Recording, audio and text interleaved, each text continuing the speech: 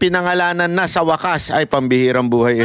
Ang tagal na natin tong inaantay, di ba? Finally, nagsalita na rin po ito si Magalong at meron na po siyang binitawang pahayag. Talagang sinabi na niya kung sino ang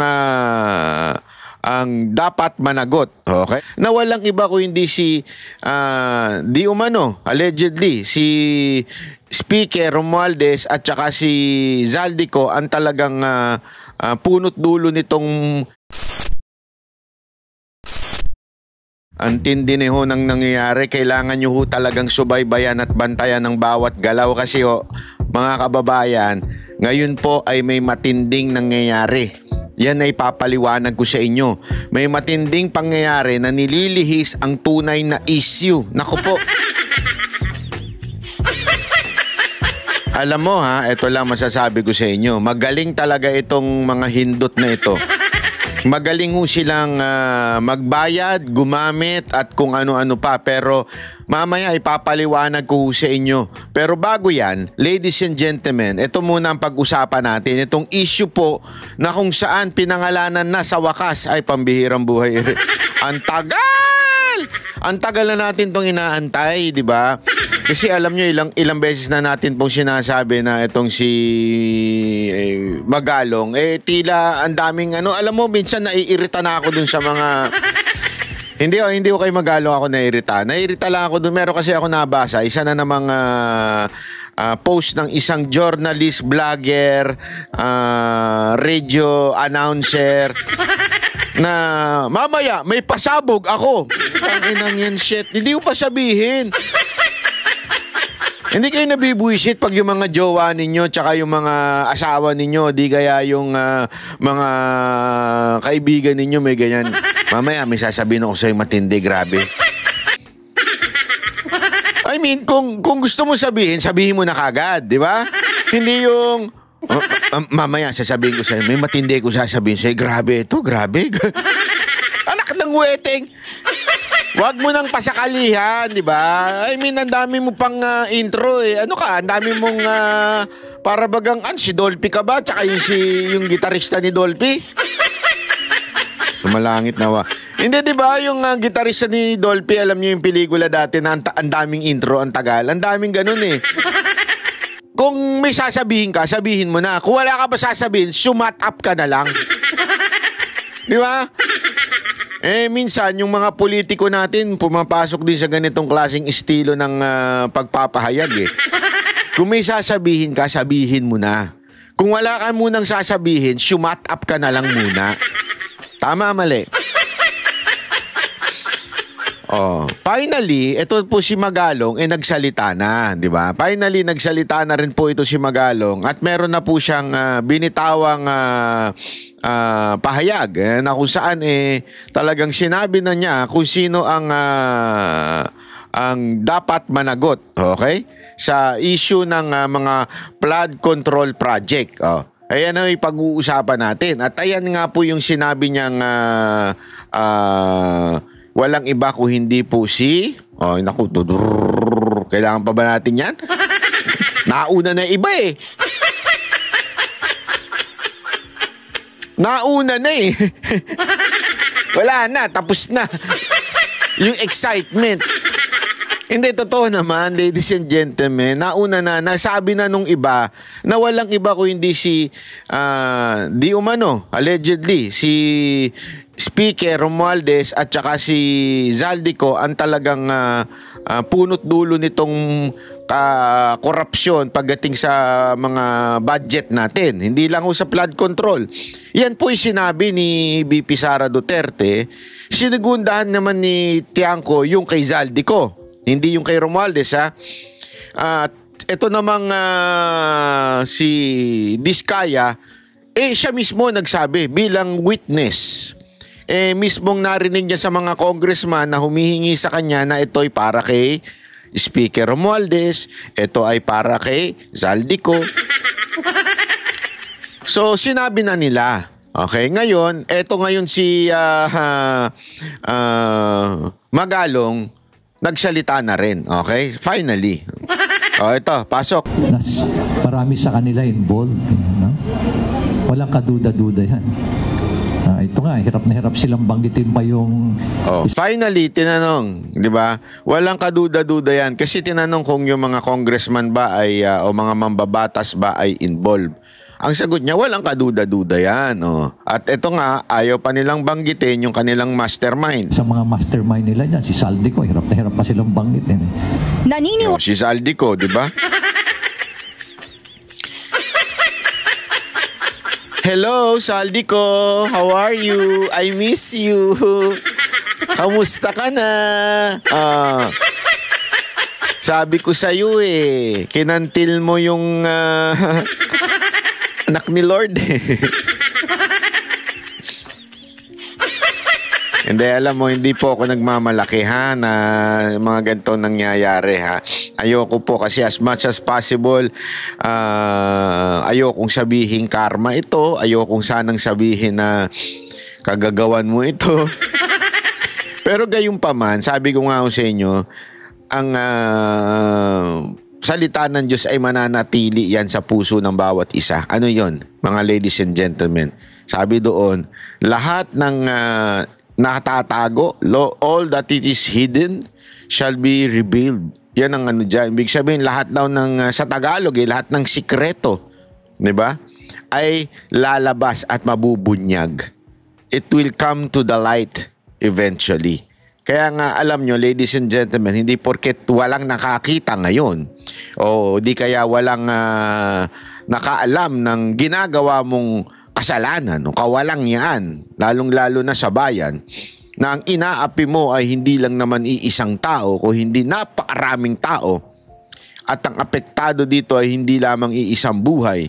Ito'y kumikitil ng buhay ng mamamayang Pilipino, lalabas yan at lalabas. Bakit? Kasi ang Panginoon po, mahal niya ng tao. Lahat ng tao, mga Pilipino, mga ipalahi, human being, kaya nga po siya namatay, di ba? Kaya nga siya bumaba at namatay para sa ating lahat, ay dahil mahal niya nga tayong lahat. Ngayon, kung aapihin mo ito, yan ay bebuelta sa'yo, ika nga. Kaya alam mo, naalala ko, eto grabe yung, ngayon, trending na trending po itong yung Kirk, na binaril sa Amerika. Grabe alam mo. Ba't tumatawa ka? Hindi, kasi grabe talaga nung pinanood ko yung pagka-bareling, in-assassinate po yung clerk. Tapos nung inaaral ko, kasi tinitingnan ko kung sino ba ito? Tinanong ko pa nga, ChatGPT. Who is Charlie Kirk? Yung si Charlie Kirk, kung hindi nyo pa nababalitaan, ito po yung nabaril. Ito po ay isang political activist, author and commentator na founder ng Turning Point USA, non-profit organization, ito, ng mga kabataan. Noong una, akala ko isang ordinaryong aktivista at leftist lang ito. Hindi po pala. Sa po pala ipinapasok niya ang salita ng Diyos sa bayan, tungkol sa bayan. Although ito ay sabi nila close daw kay Republican president na si Trump. Medyo konserbatibo daw ito. Anyway, hindi ko kasi alam ang lahat na sinasabi niya at opinion niya. Hindi tama na gano'n ang gawin. Sa akin po, mamaya i-relate po natin yan doon sa plano ng mga demonyo sa Pilipinas. Ikikwento ko sa inyo. At eto na nga po. At alam nyo, ladies and gentlemen, dahil dito, meron akong nabasa, sana nga totoo. May nabasa ako na sabi ni Trump ay yung pumatay daw dito, ay yung nag-assassinate dito kay Charlie Kirk ay papatawan ng death penalty. Parang sabi nga nung iba, questionable yung ganong batas na gagawin ni parang executive order ni Trump. Dahil depende yan sa state sa Amerika. Pero dito parang may exemption or something like that. Sa loob-loob ko. Hindi ito kagad yung nasa loob ko nung napanood ko yung sabi ko, buti pa sila. Hindi, buti pa talaga sila. Kasi hindi naman sa hindi ko nilalang lang okay? Linawin ko, hindi ko nilalang lang. Ang pinatay doon, isa lang. Okay? Isang tao lang. Pero pinahalagahan na nila dahil nga naman sa tindi ng kanyang impluwensya. Nakakatuwa yun, palakpakan. Sa atin, ang pinapatay nitong korupsyon ay hindi lang iisang tao. Napakaraming tao ang pinapatay nitong korupsyon na ito. Can you just imagine? Billions. That billions can buy medicine for people, lalong-lalo na sa bayan natin, yung mga namamatay dahil walang pangpa-ospital, namamatay dahil walang pera pangpagamot, namamatay dahil give up lang sila dahil wala na silang pera dahil wala talaga, hindi kaya ng salary nila para sila ho ay gumaling doon sa sakit nila kaya namamatay na lang eventually. Yung billions na yan, marami na sanang mapapakain yan, nagutom na gutom. 'Di ba? Na eventually napahamak, namatay dahil sa gutom. Ewan ko na lang bakit ang ating pamahalaan, ating presidente pakuya-kuya-kuy pa. Natatawa na lang ako every time binabalita ng media yung independent body na ifo-form ng presidente. Utang ina, ang tagal. Ang tagal. Nakakabuisit na. Alam mo yung gano'n na wala bang pwedeng bilis-kilos na presidente? Hindi kasi alam mo, ito'y booking na. Booking na. Ladies and gentlemen, yung insertion, nangyari pa yan noon pa. Dinideliberate pa lang yung 2025 budget, nangyari na yan. Yung mga blank doon sa budget, nangyari na yan. Last year pa yan eh. Anong petsa na? Magpapasko na uli. Tangina, naggagaguhan na tayo eh. Magpapasko na uli. Malapit na. Lumalabas na yung si Maria Chiari. At saka si Season ba yun? Si Jomas. Hindi si Jomas Season yun. Jose Maria Season ba yun? Diba magpapasko na? Last year pa ho nangyari yan. Kasi last year yan dideliberate eh. Yung budget na yan. The most corrupt budget. The most insertion. Ladies and gentlemen, the budget with a blank. Hanggang ngayon, wala pa. Yung lintik na... Tapos sasabihin mo, gaganong-ganong ka pa. Para kang sintu-sintu dyan eh. Why are you crying, Mr. President? Are you teary-eyed? Kailangan pang sabihin yun bilang signal. Signal ba yun? Para talagang sabihin mo na umiiyak ka? Yung iyak mo palabasin mo naman. Alam mo kung ako sa'yo, hire Sharon Cuneta. Magaling yan sa iyakan eh. Magaling na mga artista yan, sila Vilma Santos, i-hire mo. Yung teary-eyed mo, walang iyak. Hindi ko nga alam ba't ka gumaganon. Ano ka, napoposes?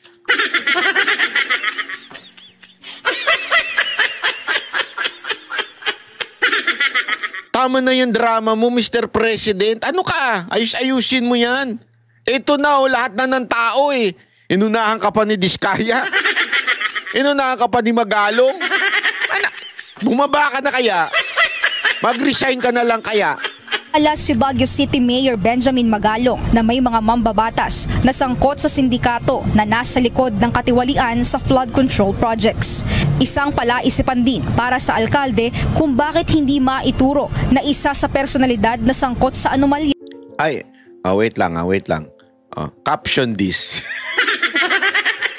Pwede ba? Lagay nyo yung caption nyo. Magandang itsura yan yun. Lagay mo sa baba yung caption nyo. Tangin ng pagmumukha yan, di mo mapapagkatiwalaan eh, no? Ayan. Oh, sumama pa yung isa.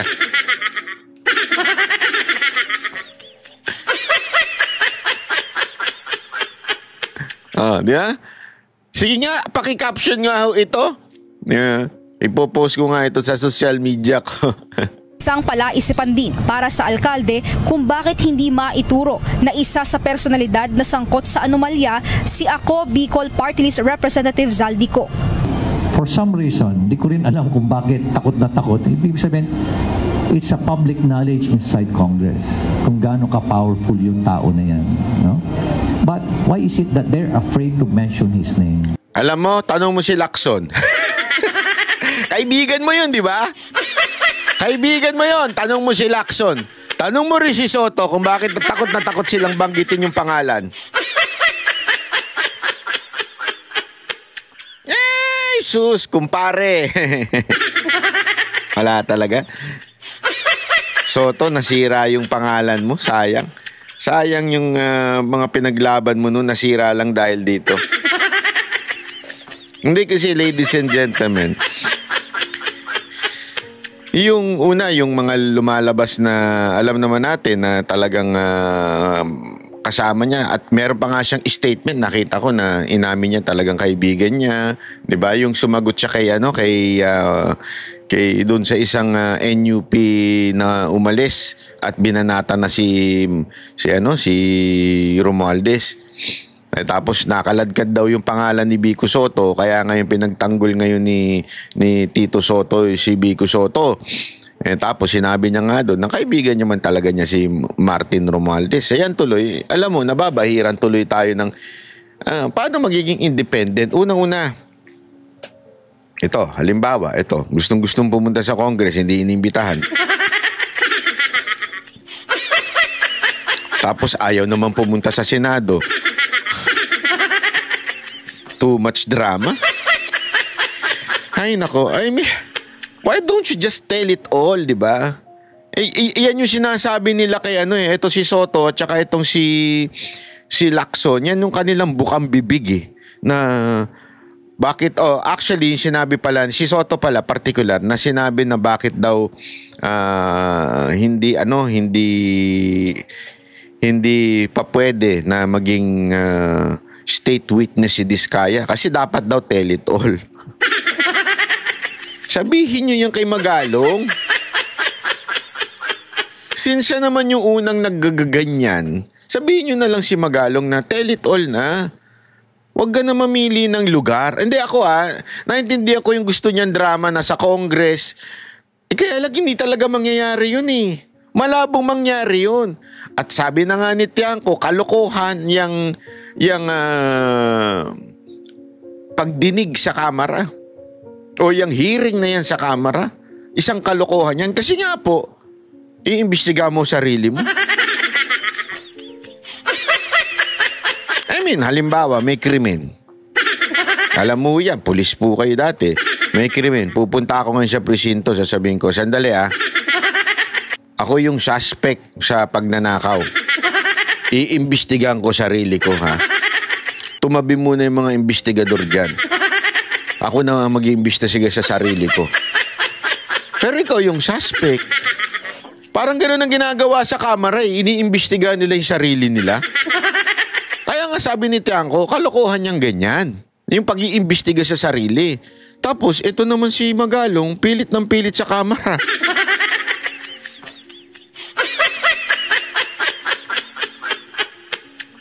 Hindi, sana lang, ano mo na sa Senate. Inunahan ka pa ng iba eh. Why?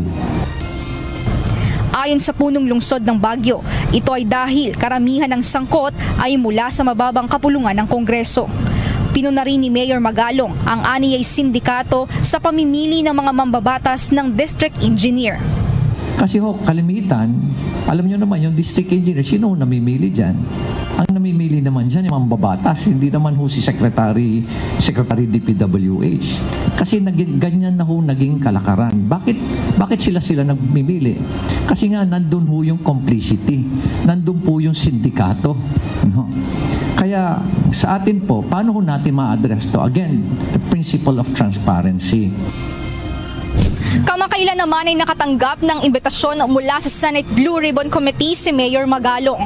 Bagamat naniniwala ang alkalde na mas may kredibilidad ang investigasyon sa mataas na kapulungan, nais pa rin niyang humarap sa Kongreso na aniyay sentro na... Ayun naman pala, mas may kredibilidad ng Senate eh. Bakit doon sa Congress mo gustong pumunta? Sir, hindi po kayo imbitahan. Huwag na po kayong umasa na iimbitahan kayo doon. Usapin. So marami nagsabi sa akin na, ay Mayor, kawawa ka lang dyan sa house, puputaktihin ka. Sabi ko, alangan naman ako hindi pupunta sa alam na ako pupunta sa house na wala akong bala. Siyempre nakaprepara din ako, no? Kaya I am a soldier, no? And I came from a tactical unit. So I'm prepared to go to the battlefield. Git